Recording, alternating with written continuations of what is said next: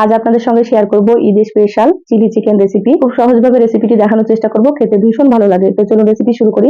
এখানে দেখুন 500 গ্রাম মতো চিকেন নিয়েছি। এখানে আমি হাড় ছাড়া চিকেন নিয়েছি। চিকেন গুলো খুব ভালোভাবে ধুয়ে পরিষ্কার করে পানিটাকে ঝরিয়ে নিয়েছি। চিকেনের মধ্যে দিয়ে দিলাম আদা বাটা, রসুন বাটা, গোলমরিচের গুঁড়ো, স্বাদ মতো লবণ, জিরা গুঁড়ো, 1 চামচ কাশ্মীরি মরিচের গুঁড়ো, 2 চা চামচ কর্নফ্লাওয়ার, 1 চা চামচ ময়দা, একটা ডিম আর সামান্য একটু সয়াবিন তেল দিয়ে হাত দিয়ে খুব ভালোভাবে মেখে নিয়েছি। 20 মিনিটের জন্য রেস্টে রেখে দিলাম। একটা বাটিতে নিয়ে নিচ্ছি 1/2 চা চামচ ঝালমরিচের গুঁড়ো, 1 চা চামচ কর্নফ্লাওয়ার, 4 টেবিল চামচ টমেটো সস, 1 চা চামচ সয়া সস, সামান্য একটু পানি দিয়ে গুলিয়ে সাইডে রেখে দিলাম। গ্যাসে কড়াই দিয়ে সয়াবিন তেল দিয়ে দিলাম। তেল গরম হয়ে গিয়েছে। এবার একে একে মাংসগুলো দিয়ে মাংসগুলোকে একটু লালচে করে ভেজে নিতে হবে মিডিয়াম আঁচে। দেখুন মাংস ভাজা হয়ে গিয়েছে, তুলে নিলাম।